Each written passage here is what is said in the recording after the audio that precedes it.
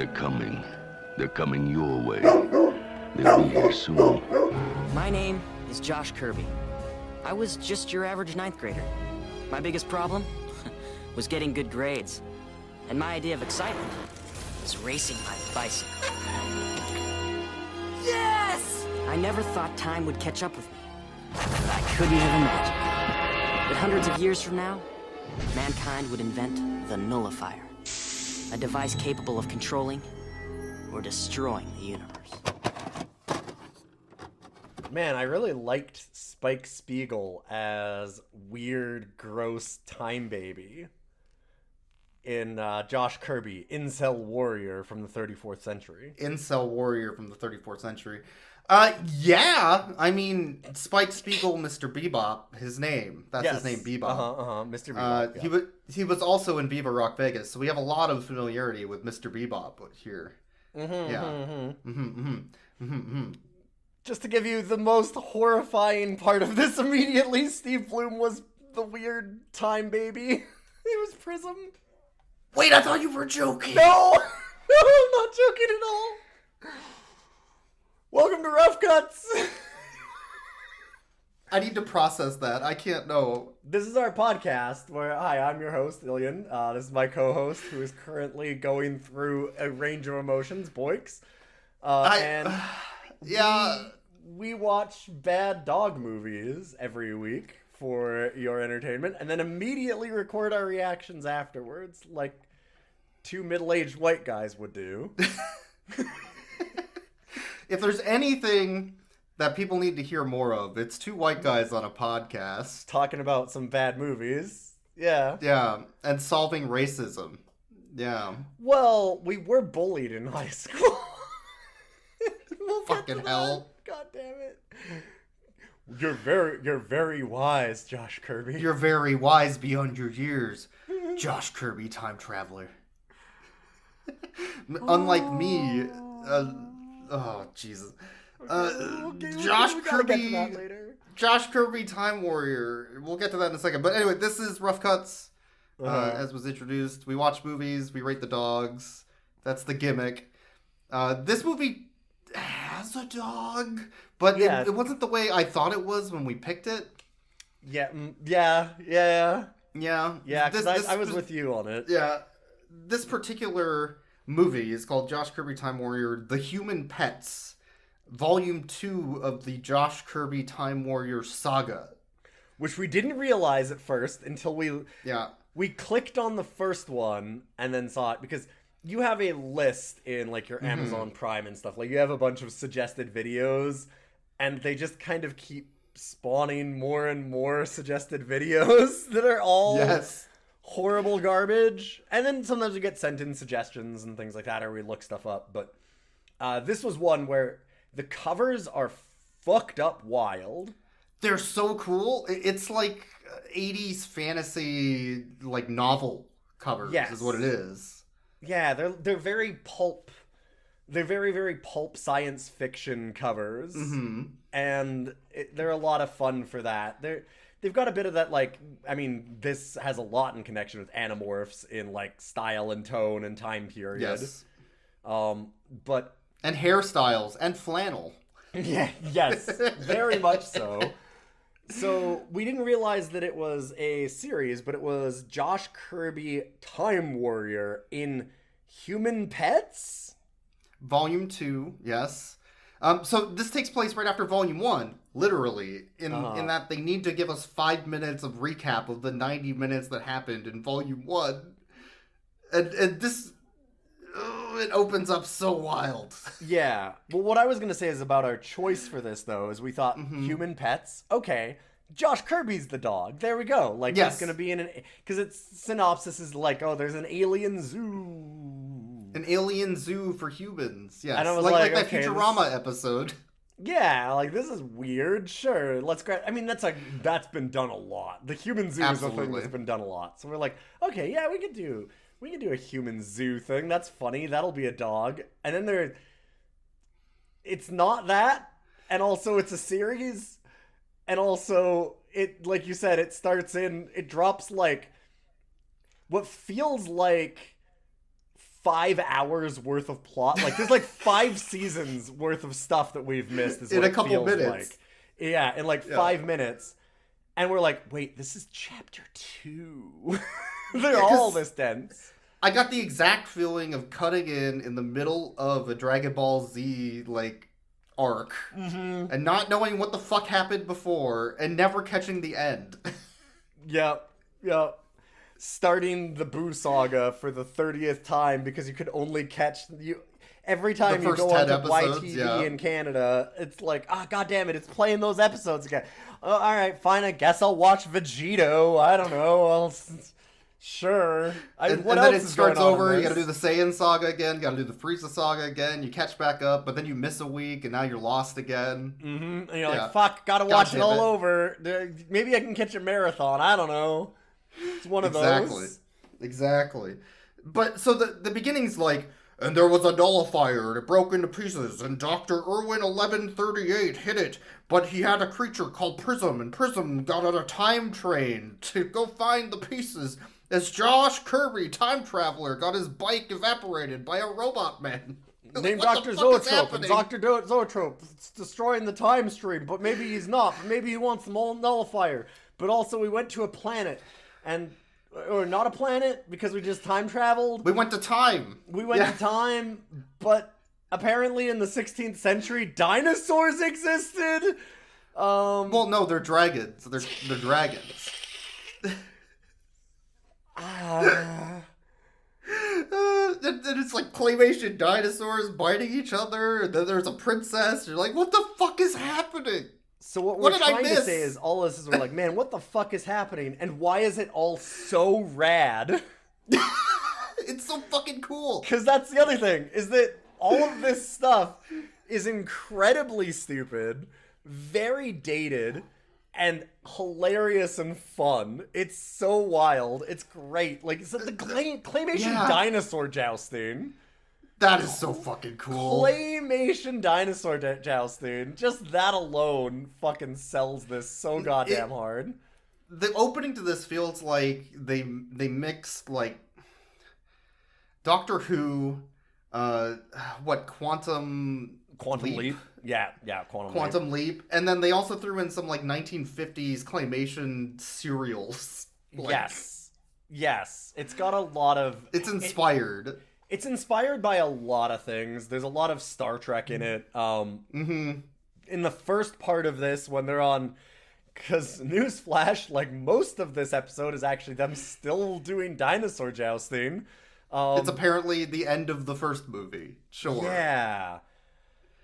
Them doing all of that feels incredibly D&D party. It's great, because they have a party of people already where they've got, like... They have the Dr. Irwin 1138. Who's the wizard, who during the big battle is, like, walking around with his power cane, his big, like, laser cane, and he's just, like, grandpa cane, hobbling around and blasting people with a fucking gun. So we've got the claymation dinosaur time, Yeah, we've got the wizard, and then we have the warrior, because they've got Xena warrior princess that they picked up somewhere. Somehow. Xena's here for some reason. Okay, go on. And then we have Josh, who's like the DM's younger brother. Well, you have like the DM's younger brother, and you also have the like some other asshole. I don't even know who this would be. There's somebody that everyone wants to kick out of the group, but like the DM really likes them. You have like the gnome bard of Prism, Spike Spiegel himself, which I cannot. That is wild. I didn't know that. That's fucking wild. This was the dog that we found out was actually in the movie, which was Prism, who I cannot tell you how haunting Prism looks. Prism looks like a troll doll that got ran over in the road and was sitting there for like 3 weeks in a mud pile. This is Sid from Toy Story's troll doll, after he's like thrown it in the barbecue and melted it a few times. Melted the face a bit, And The worst part about it is every time that Prism is on screen, everybody goes, "Oh, look at it! It's so cute!" And it like cuts to this like melty face troll shit. And us as the audience go, "Oh God, get it off screen!" Jesus Christ, what is that? There's monsters in the world. They live. That thing exists. And it's funny that you say D&D, because after the wild intro of "this is what you fucking missed last time," bet you feel bad about that, buddy. Mm-hmm. It starts with Josh talking to some Robin Hood alike. Yes. And he gives him a sword. He's like, "Wow, a sword. This is very D&D. D&D? What is D&D? Oh, you know, Dungeons and Dragons. Dungeons and Dragons? Whoa." Yeah. Like, they don't even wink at the camera. They outright say, "This is just D&D. I don't, this is just what it is." Yeah. I love that. So, like, I actually have a note for 15 minutes into the recording. We have that intro, and then immediately, like you said, Josh goes and talks to Robin Hood alike. But the way that he does it, I wrote down, because he has the, like, most bland introduction to the guy, where he's walking around a Ren fair, essentially, in jeans and flannel, because he's the most 90s ass kid that ever 90s. And he's like, "Sire, I see you're here." And you're like, "Sire?" God, it just, the energy of it is so, it's so incredible. "Sire, it's Josh," I think is what it said. Something like that. "Here's your sword, Josh." Okay, flannel kid. God. Sire, it's me, Josh. And at the same time... And again, none of this is bad. This is all beautiful. This is amazing. This is great. Yeah, this is great. But at the same time, Xena Warrior Princess got grabbed by the evil king's brother, we find out later, who's just evil man, with long locks of flowing hair. Boy, is he ever. Yeah, he's dark, long, flowing locks, a goatee, like... He's constantly brooding with his feet up on the throne. I was gonna say, yeah, he's always laying with, like... mildly annoyed. He's doing the, like, even villain medieval man spread, where they, like, throw a leg up over one of the arms of the throne. That actor is fucking fantastic. He's trying so hard. And he tells us that he's going to execute Xena Warrior Princess tomorrow. And his knights are like, "Why don't we just feed her to the dragon that we have? Our T-Rex claymation dragon outside."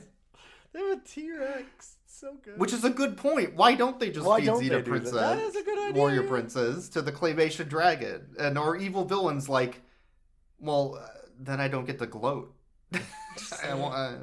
What are you talking about? There's theatrics. I'm evil. Come on. Jesus.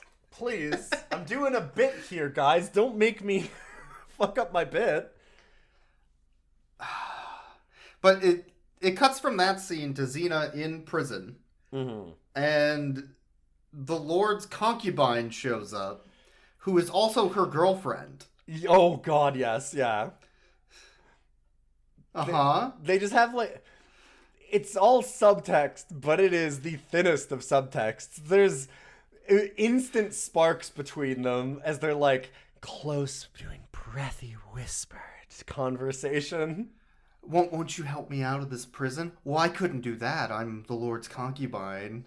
"Oh, but you could be my concubine if you go get my weapons." "Oh, that sounds fantastic." "Oh." Anyways, let me go flirting and the do whole that. time. Yeah. She's like, "Oh, well, thank you. I'll see you in the morning, my love." And stuff. God damn it. God. It's absurd, the subtext here. It's not even subtext. It's almost like straightforward. This is what's happening. So she asks this lady to go help her out, and she won't get the weapons, but she will send a message to the Robin Hood outside, the king's brother, because that's not dangerous. I guess. So she does that, and as she shows up, she's like, does anybody here know Xena Warrior Princess? And Josh is like, "I know Xena. I watched her on television once. And also she's with us now."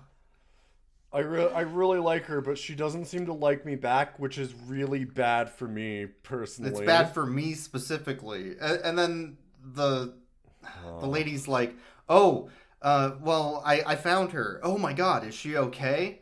Well, yeah, she's okay for now, but she's going to be executed in the morning.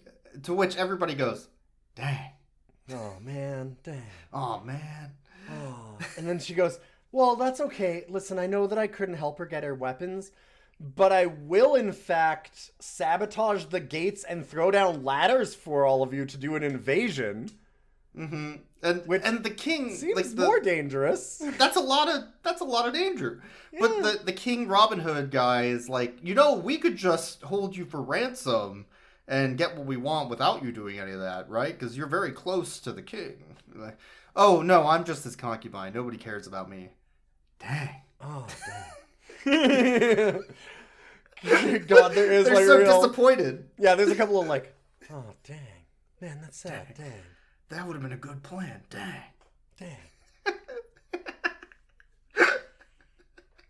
And this all sounds terrible, but it's fucking good. No, yeah, like this is unironically, it's very cheesy, and you have to be willing to put up with that. But what it's it knows that it's cheesy, and it's also not doing the like. There's a few ways to do camp that work, and sometimes that involves nodding and winking at the camera, right? Sometimes. And sometimes, like this one, I think that it does the right thing in that it never does that in the slightest bit. It is, in universe, it's all very serious. But they also know, the writers know it's goofy, if that makes sense. It's very earnest. It's very earnest. Like, it's not at all fucking Sharknado type of bullshit. No. And they're not trying to be campy. They're trying to do something that's fun. Yeah, okay. They're just having fun with it. Yes. I think that's what I mean. I don't think they're trying to make something bad, though, is what I'm saying. No, they're just trying not on purpose. Yeah. To enjoy themselves and have a good time and put that on camera. Yeah, they're just willing to be fun with it and make it for kids. Yeah. Like, it's very much for kids, too. Like, it's for, 14-year-olds. It's for 14-year-old boys, specifically. Yes. We'll get to that. Yes. But, the next day, the execution's getting ready. Xena's there at the chopping block. And the evil guy shows up. He's like, hi, Xena. You know I'm going to execute you. She's like, oh no, you're going to execute me. Maybe you should come closer so I can tell you how bad I feel. Okay. And then she kicks him in the balls. To which he goes, hard. Oh no, ow, my tiny balls. My boys. He sits back down on the throne with his feet up. He's like, I don't care anymore, execute her. Well, go away. He also does the like, I don't like. Yeah, they do that. My testicles. Yeah. Oh, my testicles. But and then there's a rescue scene, and I want to rewind just half a second to put this in context, because just before this, Josh Kirby, Time Warrior, was being taught how to use a sword in the loosest sense possible by Robin Hood Man, who says, wow, you're really good at this. You're a natural. But also, this is a kid's show, so don't kill anybody. You can you can just whack them with the flat of your blade, and then that'll knock them out. We don't want you goring anyone. Yeah. Like... To which then immediately we get a rescue scene where the executioner is about to behead her, and he murders him in cold fucking blood to save her. With a giant fucking rock. Yeah. Yes. And I mean, there is 45 seconds between these scenes? No killing. No, he murders the executioner with a huge rock and a slingshot. And then immediately after, an arrow flies by and hits a guy in the chest and the heart, killing him instantly. Mm-hmm. And the whole time we're like, no killing. No killing. No killing. Absolutely no killing. This is for children. Don't murder anybody. Just smash that man's skull in with that 10-pound fucking rock. He had a ballista for a slingshot. Holy shit. He sure did. So... they free Xena, who picks up her lightning bolt-shaped kunai, size. God, I guess. There's no audio description we can give for these things that will make them make any sense, because looking at them, I guarantee if we showed you an image of these, you would never ever guess where you can put your hands. You'd never guess where you can hold them. It's because the whole thing's a blade. Yes. Yeah, it's just a blade. Yeah. And she holds it on the blade side, cutting her hands the whole time while stabbing. Yes. Absolutely. And they're also weirdly curved. Like it's like how the Klingon weapons get really absurd, but also if you took away the handles. So like you said, it's just blade. Oh god. I'm imagining Blade showing up in this movie now, and it would have been so much better. That would have been a better turn halfway through. It would have been a better turn. So, after Xena Warrior Princess escapes the execution, as Josh nearly kills her by killing the executioner as he drops the axe near her head. Oh, yeah. It chops off some of her hair, yeah. Dumbass Josh. And, it's only so precise you can be with a 10-pound rock ballista. That's true. But the Robin Hood guy comes in and meets up with our evil villain, and we find out they're brothers. And they're like, "Yes, brother, I will murder you because your father never loved you, even though he tried to love you. You never let him into your heart." Yeah, and, well, fuck you, brother. Oh, brother. As they're both, like, brothering each other and flexing. There's a lot of brother in this. And they're like, "Yeah, brother, what about this?" And he gets on a claymation T-Rex. He's like, "Yeah, well, I got my own claymation dinosaur." And he gets on a claymation Triceratops. Yeah, they somehow, I guess in the last episode, one of the things they did was find him a dragon, which is also, again, a dinosaur. Yo. But sure. they get on top of these claymation dinosaurs and get a jousting stick, and they start jousting, and it's the coolest fucking thing. Yes, sure. It's very cool, but also, God, it looks horrible. It looks so bad, but it's also incredible. It's incredible how good this thing is at being the best and worst at what it's doing at the same time. It's very well done. There's an Australian show called Danger 5. Yes. Where they do a lot of claymation and old-style serial jokes. And some of it feels like straight out of Danger 5. Mm-hmm. It's ridiculous. Yeah, you couldn't parody this because it's already a parody of itself. But again, it's not trying to, it's earnest, which makes it better. Mm-hmm. It's really well done that way. And then, I guess we find out that Prism was caught by, what's his name? Dr. Zoetrope. Zoetrope. Yes. Because after Prism escapes who has a gigantic mech suit, by the way. He has a gigantic robot mech. He has a robot mech time suit. Anyway, it fucking rules. Go ahead. But he knocks him out with like a rock, I guess, and escapes with a piece he throws of a jug down on him. The weird troll doll hits him with a jug. Yes, yeah. And this is the first time we really see the troll outside of the intro, and it's the worst. It's the worst. Every single time it is the worst. So the claymation dinosaurs both get knocked out, and the brothers decide to just sword fight it out in a cool sword fight. As all the other characters come running into the castle to attack, and we see the same 12 extras like run by multiple times to like be a different circle, extras. Yeah. They constantly do like the trick of there's like a big open archway, and you only see like part of it, so you can see the people run through, and the camera is really low, and they're running really fast, so you can't clearly see who's who. So you can tell that, like, I'm pretty sure they had them all running in a circle, like, through that door, back, and then through the same door. Just recorded it a couple times, yeah. Keep recording it, and it's like, oh, there's, like, 12 extras, but it looks like 50. But you see the same, like, 10 people running by every time. And it's like, okay. But it's hard to tell because, like I said, it's, like, at the right angle, and it's a little... It's kind of a crowd, so it's good. The party also had a rogue. who was the guy who saves the concubine lady from being killed by a knight. Yeah, okay. And a drunken monk. Yeah, it does. You get some Robin Hood-y people in this one, for sure. But the drunken monk's great because he's sitting on the throne, like, drinking, and an arrow flies by near his head. He's like, oh, fuck, I was drunk. I thought the fight was over. What's happening? And then this knight walks up. He's like, I'll kill you, you large man. I'm going to make fun of your weight. Which causes the drunken monk to start crying because he's being bullied. And the knight's like, hey, I didn't mean it, man. I'm sorry. Which is the perfect opportunity to punch him in the gut and knock him out. He's like, yeah, you're dead now, knight. I got you. Ah, come here, bud. We're friends now. Man. I can't Picks say him mad up, at they you. hug, and then, like, that's the end of the battle. That is how they end the battle. They're friends now, I guess. I don't... Yep.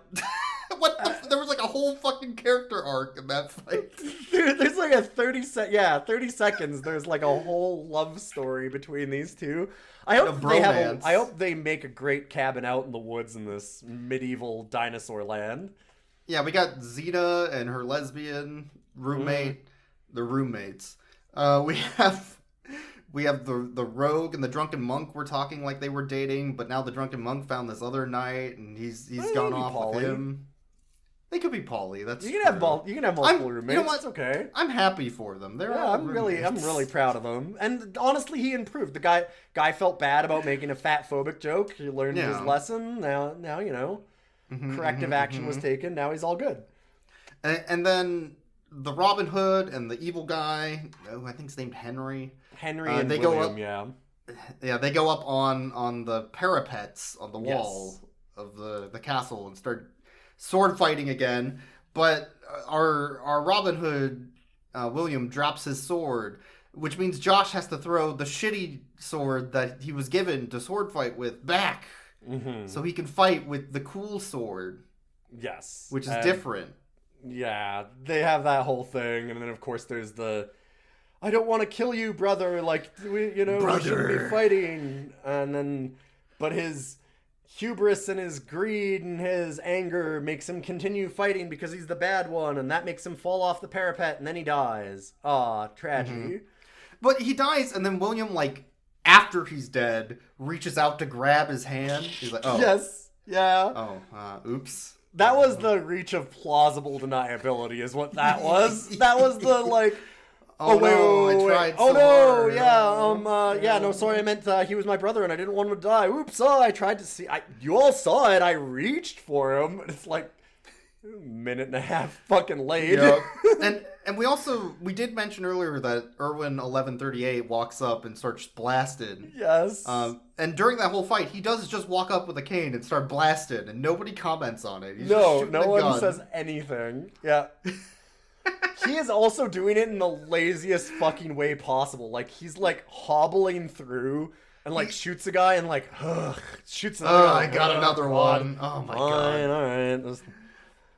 It's real good. Like, all right, remember, no killing. No blam, killing. Blam, blam, blam, blam, blam, blam, blam. So afterwards, William's like, all right, everybody who helped, every single person who helped me take back this castle is going to be knighted. And by that, I mean you three specifically. I'm only going to knight you three. So he knights Zeta, he knights Irwin 11387, who he calls an incorrect name because of reasons, I guess. I don't know, it was a joke. I mean, his name's Irwin 1138 is a weird name. And then he also like the year knights 70,000 or something. He knights Josh, and then nobody else gets knighted. He lied about knighting everybody.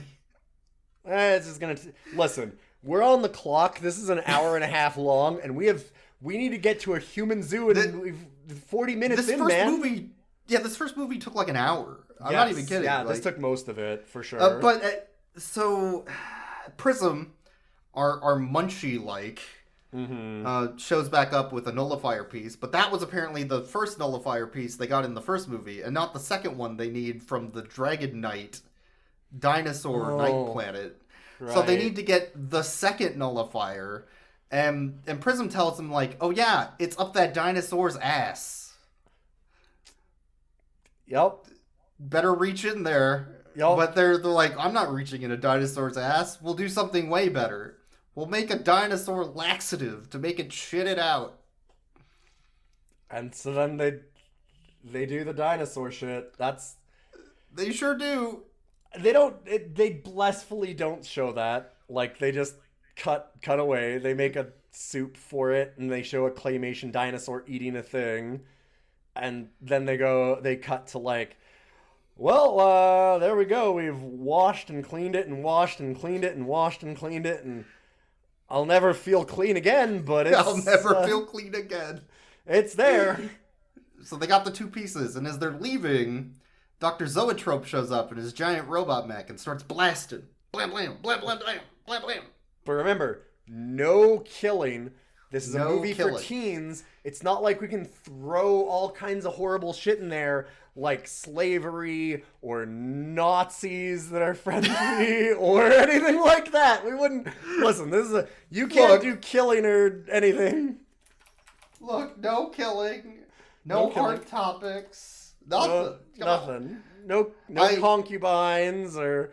But as he's blasting, he shoots Josh's time watch, which causes them to just spontaneously teleport to the future, I guess. I don't know what happened. We were just in the Ren Fair, and then 1 second later, we were not. There's some things that happen like that I really feel like you're supposed to have watched chapter 1 to get.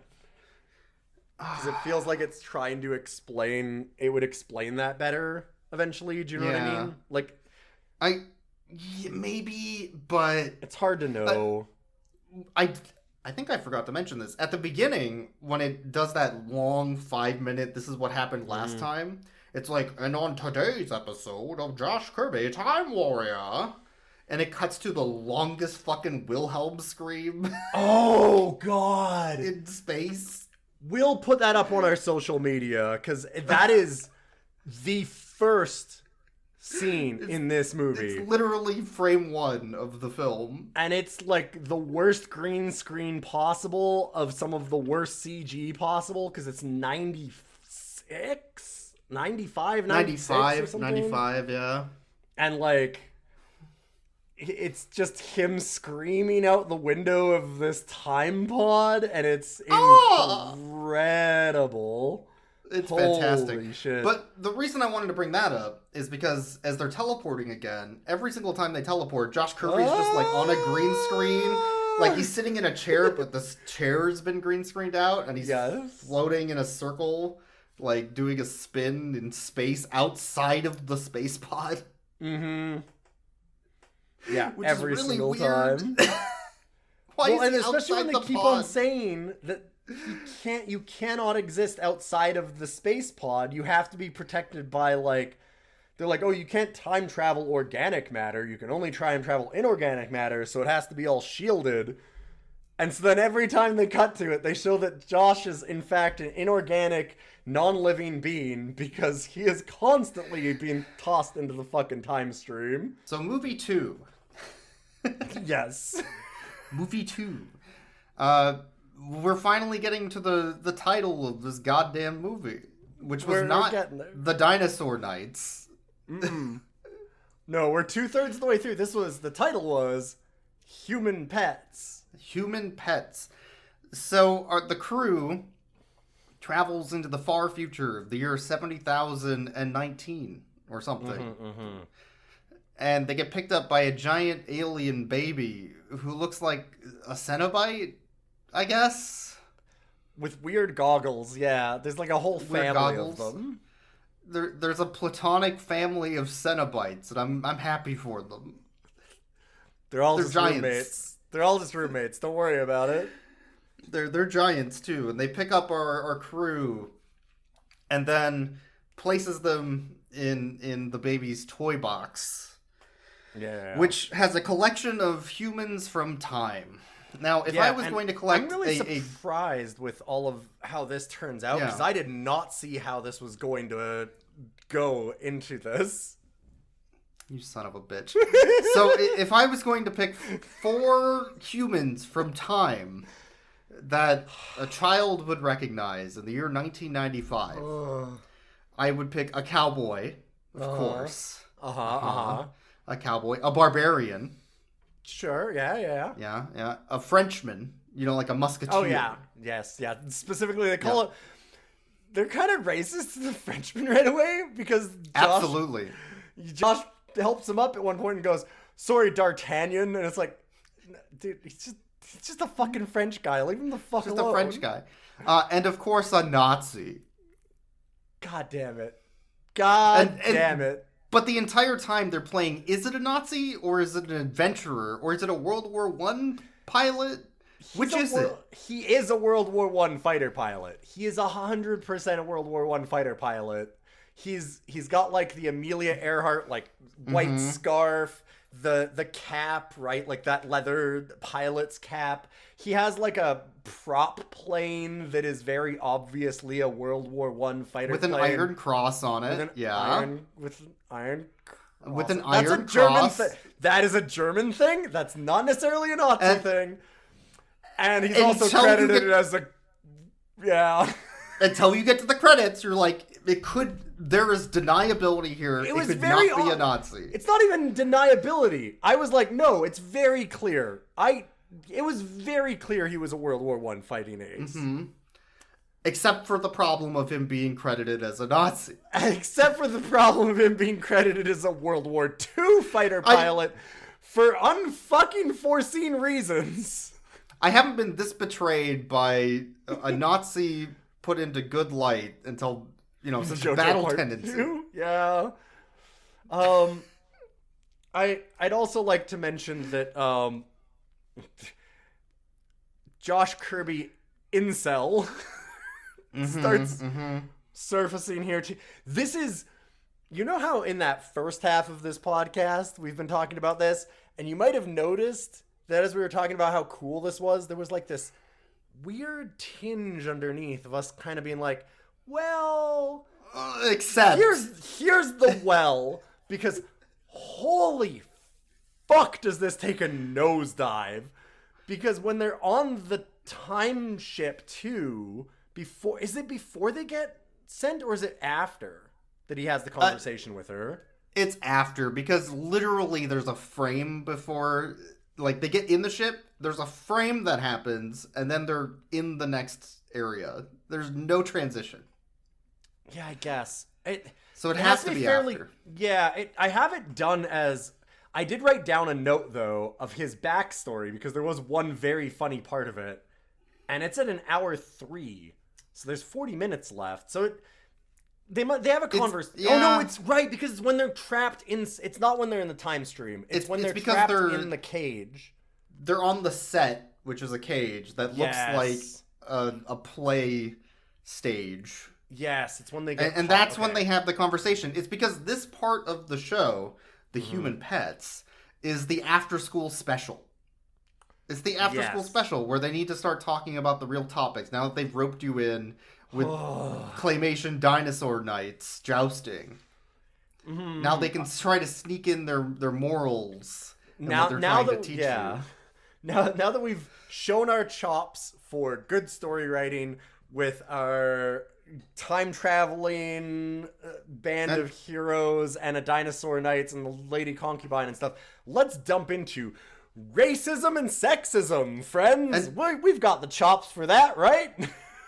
By way of 14-year-old the scene you're talking about happens right after the giant Cenobite child tries to get them to kill each other for sport. I was realizing that now. Yeah. Yes, because the child puts out a bunch of weapons and drops the village people down in front of our crew, and then he's like, "Now kill," and then they start shooting at each other and stabbing, and he throws the barbarian at the wall, splatting him against the fucking wall.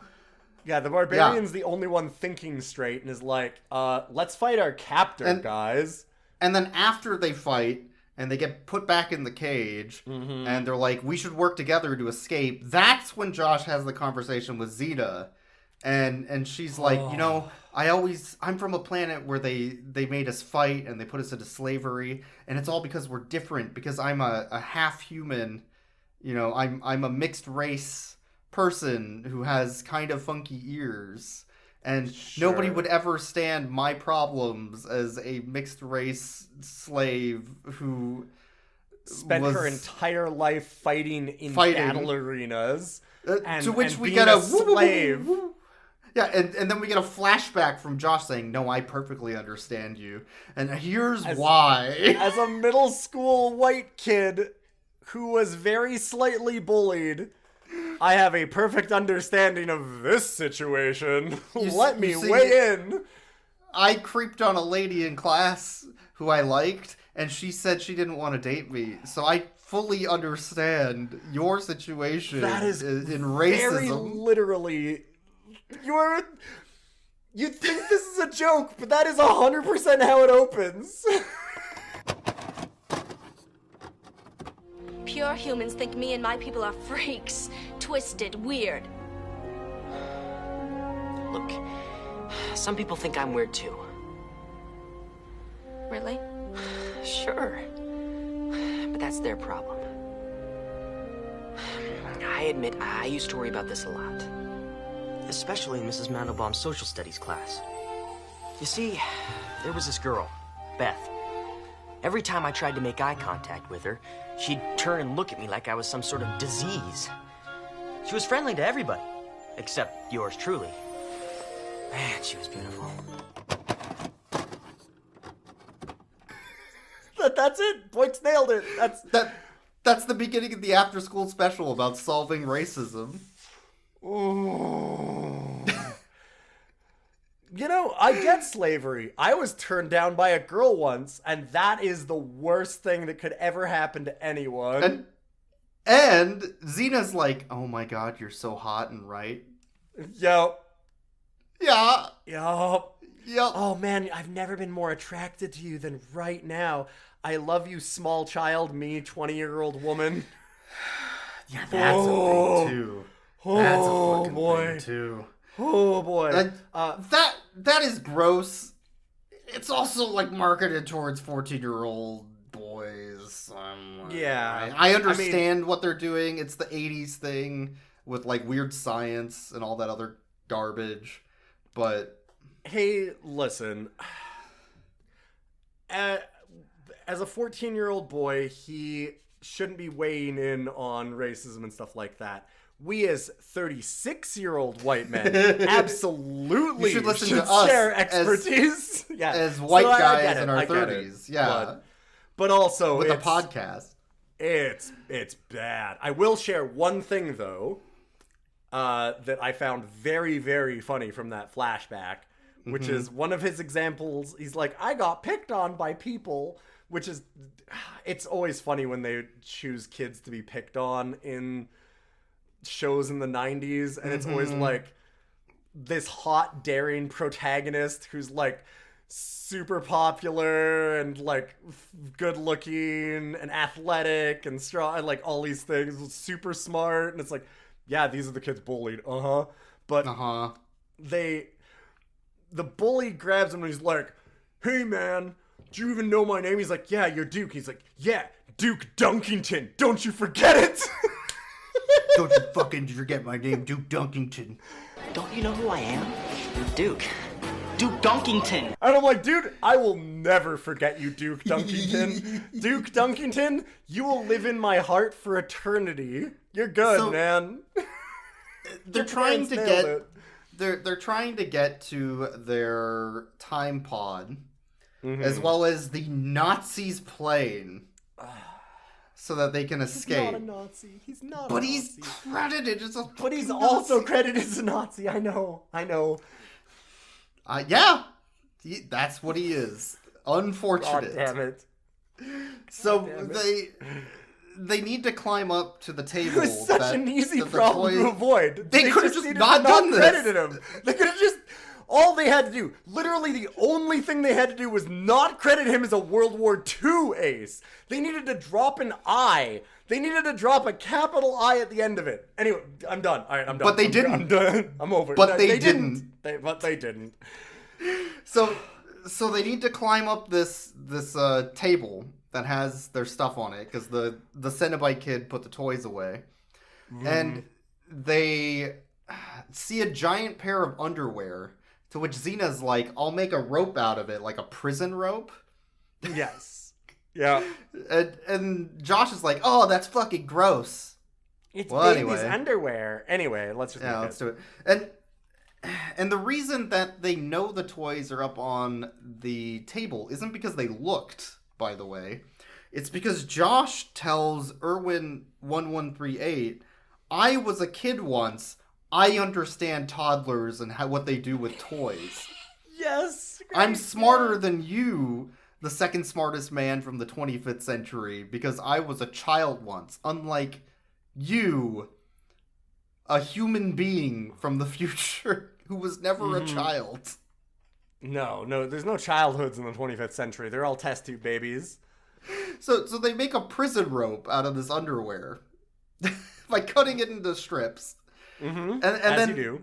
And then we think the cowboy of the village people is gonna like lasso the thing and throw it up on top of the air, I guess, onto the table, and like that would make more sense. It's a fucking cowboy. Oh yes, yeah. But instead, Prism suddenly grabs Josh by the legs and flies him up to the top with the rope in his hand.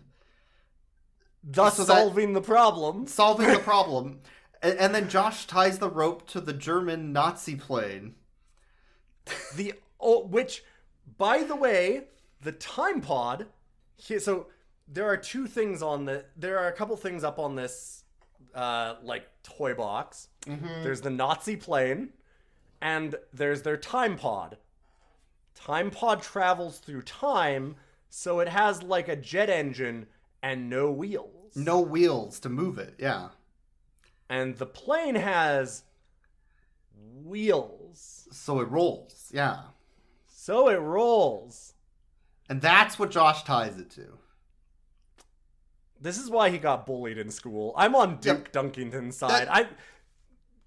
Josh has really come down, in my opinion. I'm Team Duke. I stand Duke Dunkington. They don't need the rope at all. Prism could just fly them all up there. But he's a little shit. That also, yeah. How they instantly solved the problem by Prism just flying them up. And nobody had mentioned it before. And nobody mentions it when it happens. Nobody's like... Again, no. Wow, he could just fly us all... No, nothing. Just... All right, tie the rope now, Josh. And you're like, wait, was this their plan the whole time? Because... I guess. Yeah, I guess. Like, it's got big energy of somebody, like, going through, like, a window to unlock a door kind of thing, but the door's already unlocked and everybody else is inside, and they're like, but they still have to do it anyway, and everybody's like, why are we doing it? It's Deus Ex Machina Prism, is what it is. Yeah. Like...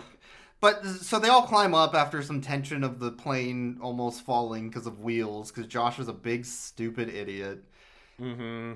And then, as they get up, they find out that the German Nazi plane's engines broke. And also there's a cool mountain bike, which leads us to another flashback about Josh talking about his drunk dad, who's disappointed he didn't go to Yale. Yeah. And Harvard at the same time. Well... This plane thing is not inspiring confidence that you get into Yale or Harvard. I guess. My friend. But the whole reason that this happens is that he has an excuse to talk about bikes and how the only escape he got from his home life was riding a bike around for adventure, which he then encourages Zeta Warrior Princess to learn how to ride a mountain bike, I guess. Should we be escaping? No, they're just riding a bike around. Oh, okay. I guess. I don't... Anyways, Josh decides to do some cool tricks on the mountain bike after the Cenobite baby wakes up to distract it. Mm-hmm. While at the same time, Irwin 1138 shoots his laser cane at the engine of the Nazi plane to give it superpower engine. Yeah, which I don't know if I want to give the Nazis a super-powered fucking plane, now that I'm thinking about it. God damn it. Why is he in that? So, the other thing is that, and then as Josh is distracting the baby, the big baby makes it trip and fall by like running it into a chair, like a chair, tricking it, and it trips and falls and starts crying, and it pounds the ground, which shakes the ground and makes him fall over. And I wanted to mention this because he immediately pulls out when the baby falls and he falls off the bike. He whips out Xena's shivs and is like, "All right, time to stab it. Time. Yeah, time to stab that baby. Time to stab this baby." I'm like, "Whoa, Josh! Whoa! Whoa, bro! Back the fuck up, Josh!" Thankfully, the Cenobite bomb shows up and pulls the baby away because he was crying.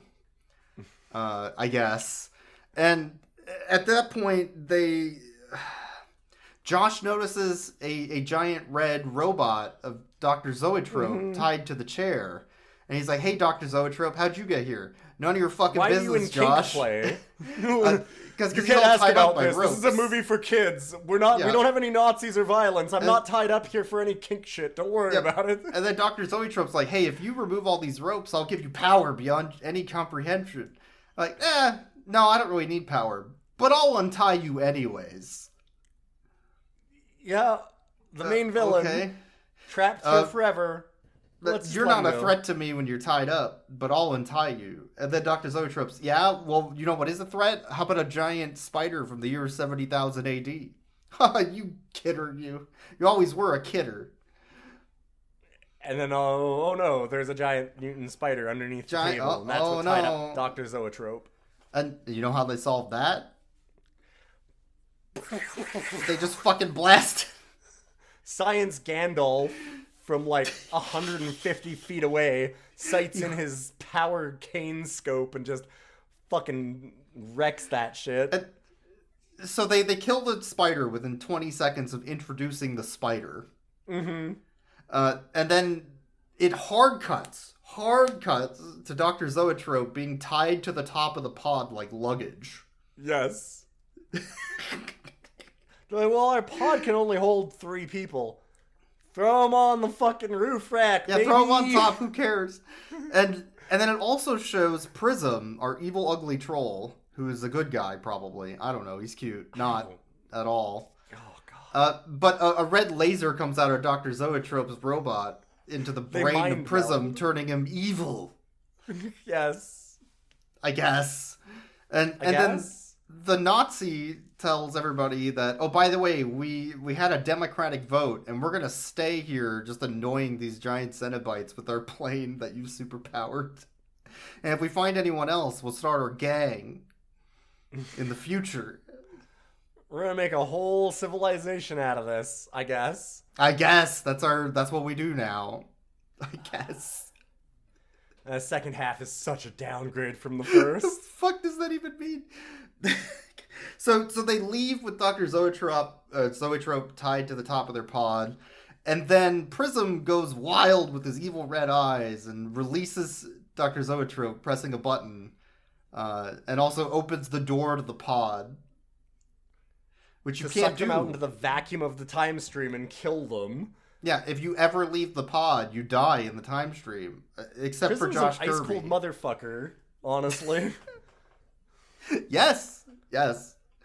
And then there was a whole thing about Xena being saved by Josh. So now she's indebted to him as a concubine or something. I don't know what the fuck they were getting at with that. But then she saves his life, and he like really pervertedly asked her to touch him. Yes. Oh, I'm injured. Please go lower. It's really gross. Like, what? Again, Josh downgrades a whole fuck ton during this part. I really wanted for her to be like, when she... Because there's this big extended sequence of him being sucked out of the pod and her, like, reaching for his hand to try and save him, and it's super, super long. And eventually she just goes, "Wait, what if I just close the door? What if I just throw my kunai at the door button? What if I just hit the door button and close it?" But I was waiting for her to, like, grab him by the hand and save him and be like, "Okay, I'm no longer indebted to you. Your story about being bullied in school's bullshit. It's Go the dumb. fuck to hell. I'm only here because I was indebted to you. No, peace, fucker." Yep. Just like yep. back out of the pod. That would have been better. But So one thing that she keeps saying is the 21 like codes of whatever. Kang, which are sayings that keep popping up. Yes. And the one she uses here is anything too cute can't be trusted, implying that Prism is cute. There's a whole list of them. Everybody keeps on saying nothing. Yeah, everybody keeps on talking about how cute Prism is. And I cannot stress enough how untrue this is. And he is in a diaper. He's a weird diaper baby. It's a diaper troll. He has a diaper and a crop top. And, like, oh, God, it is, again, haunting. I'll put it all up on our stuff. It makes you wish Munchie was back, is what it does. Oh, God, yeah. No, he makes the Munchie doll look incredibly well done. Anyways, the episode ends. Sorry, the movie ends. And then they're like, next time on Josh Kirby Time Warrior. And it's the wildest fucking shit I've ever seen. Holy shit. It is the riverboat scene from Willy Wonka mixed with Wizard of Oz. It's like a giant paper mache jester head in space flying towards them. They get thrown into a planet of clowns and bears and toys. Oh, God. And yeah, we were watching it. When we were watching it kind of like zoned out because of how mediocre the last like 30 minutes had been.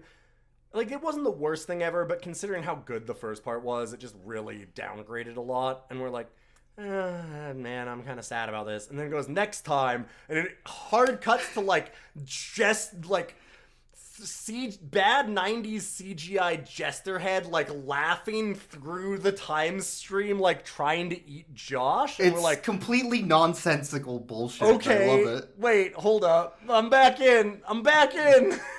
It's like at the beginning when they did the claymation dinosaurs. Like, what the fuck is this show? Holy shit. Fuck. Damn, I didn't realize it was going to go this hard. So, yeah. It feels like these movies are like an hour of the coolest shit you've ever seen, and then 30 minutes of after school special that did not need to be there. That's probably what it's going to be, yeah. And I'm like, I kind of want to know what happened in the next one because of that trailer, but it can't be that good, can it? Like, they're gonna try and put in like moral lessons, but as we noticed, considering that they didn't know not to put a Nazi in as their friend, maybe they should not be doing that. Maybe they shouldn't. Maybe they should leave that to a different writing team and concentrate on weird clown Pippi Longstocking and her CGI jester friend hopping through the time stream and going to the Nightmare Forest, a thing that they mention for the next episode, which I need to see desperately. And it's hard to describe the visuals of this too, because it's like clowns and everything else, but there's also like a guy in an egg suit, which are like, oh, that's just Humpty Dumpty. No, this is an egg on top of like one of those little egg stands that you would get for breakfast in an English breakfast. And that's the egg guy. You're like, what the fuck is that?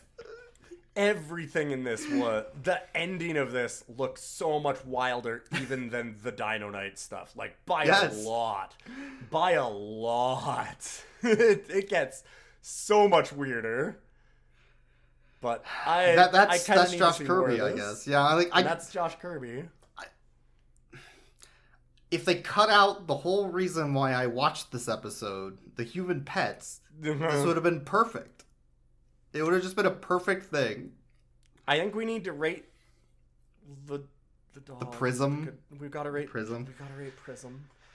So Prism is like an ET doll, basically. It's a static doll that they've attached fishing lines to, and you could see the fishing lines as it's moving.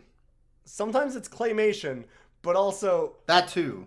Yeah. There's some very, very good moments. One of them that you pointed out, you had to rewind to show it to me again, was when they fell out of the time pod into the alien world. Oh yeah. They just have like, it's all of the human actors falling out, and then like somebody like throws a prism doll out on top of them, and it's just like, and it's just a solid doll. Like, it's plastic, so it's like a plastic baby for toddlers kind of thing, like falling with all these human actors, and it's the best. It's so a real good. bad prop. It's a real bad prop.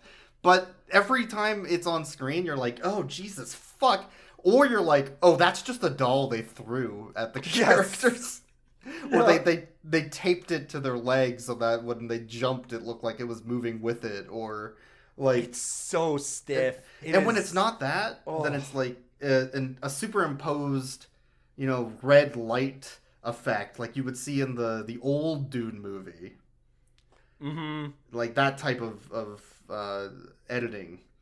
Yeah, and they mat it out, and it's very it really looks a lot of the time like it's 90s green screen. Like it almost looks like sometimes where you're like, oh, you can still almost see the background or like edges of the doll are kind of missing because like it's really, really fuzzy and bad because they can't quite cleanly cut it out of whatever they were green screening it on. Yeah, I would say Prism is an evil bastard who made them laxative a dinosaur and can teleport and fly, but just chooses not to. And also betrays them at the end. So Prism is like a 0 out of 10 dog for me. I do not like Prism at all. I have no idea how to put a number quotient on this. But like I said, that thing is real. There are monsters in the world. I hate everything about Prism. He's the worst boy that we've ever done on this, and I'm including Chevy Chase. This thing is a horror beyond man's comprehension, and I do not ever want to see it again. Also, we need to watch the rest of these. So we need to watch the rest of these, so I need to see more of them. So you would rate it a voiced by Steve Bloom out of 10? Yes. Which is fucking wild. I'm so sorry, Steve Bloom, that you had to be worse than Chevy Chase. You don't deserve that, but also, god damn this thing. The reason we were going to do this was the human pets, so, like, in theory, we could rate Josh Kirby, but he's a fucking weirdo pervert, so I don't want to. I don't want to. I'm out of that one. One thing I didn't notice, or I didn't mention until recently, the film studio that made this is the same film studio that did the Puppet Master series. And it was split into 2 studios. One studio did family-friendly content, which is the side that did the Josh Kirby Time Traveler, or Time Warrior. And the other side did softcore sci-fi movies and horror. Oh my god. So that's where all the weird claymation and puppetry and stuff come from. It's from the Puppet Master folks that do all that weird shit. Huh. Yeah, because it's Moonbeam Entertainment is the company. And their story is wild, the stuff they make. So it makes sense that this is so fucking weird and bizarre, but it has, like, earnest heart to a lot of it until the Human Pets episode. Yeah, I think that's part of it, is it feels like they had a lot of fun and were making an earnest thing that they enjoyed during the Dino Night stuff. And then when they get down to being like, wait, we should moralize a little bit, nobody's heart is in it. And so it's out, yeah. It feels like, because it doesn't come across as, like, I would say that the politics of what we were talking about is awful, right? But at the same time, it's done in such a way that, like, they don't believe it. No. Like, it's so half-assed. It's so obviously like, I don't know, just make up some random bullshit. I don't know, he was bullied, fuck it. Like, it's how are we gonna talk about racism to kids? I don't fucking know. Yeah, like it's done. It's not done like they actually believe that kind of thing, as shitty as it is for like this white kid that was very mildly bullied to say, oh, this qualifies me. It's so throwaway that it's not even rating anything. It's really pathetic. It sucks. But it does explain the skeeviness. It does. Yeah. Yeah. Like, it probably informs some of the writers, unfortunately, on some of that. But like I said, stick to the fun stuff, guys. Because they're bad at that. And they obviously just don't care about it. Like, it's not something that they put any thought or care into, is part of the problem. And I need to see what happens next. I really need to see what happens next. I don't know if we can keep doing. I want to do these on Rough Cuts, but they're not bad. I don't know what to do with these because man, these are neat. I kind of want to watch these. But I think that we're done with the episode. So thanks everybody for showing up. We've gotten really close now to 30,000 downloads, so we really appreciate that. God, we've been doing this for, has it been 3 years? Has it been more than 3 years? I think. Did we start this in 2019? I think 4. Jesus. Yeah, 4 years. Well, I appreciate we're closing in on 150 episodes. We've done a lot of these. Thank you all so much for being here for so long. I'm going to put up a bunch of the images that we were talking about in the episode on all of our social media. You can find that. We're on Twitter, on co-host, or you can email us, roughcutscast@gmail.com. We're also Rough Cuts Cast on Twitter, and we are just Rough Cuts, RUFF, on co-host. I think I'm good. Think you're good? I did notice that they're starting to sell tickets to the Ren Fair out here, so I think I might go if they got dinosaur jousting. I think I'm in. You know, like that sounds great. I'll come, but how do you think they'll feel about my power cane and laser blaster? As long as you're wearing flannel, I think they'll be okay. Yeah. Okay. All right. Yeah, that's the trick. If I have period appropriate, if you're period appropriate clothing, it'll be fine. Yeah. Okay. All right. I'll set that up. All right.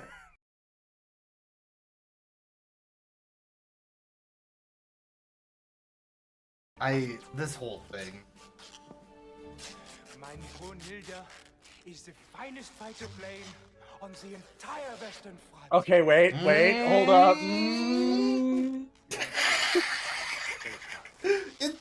Is he a Nazi? No, it's World War One. It's World War One. It's World War One. It's fine. It's fine. This show keeps playing is he not Nazi, and I don't like that.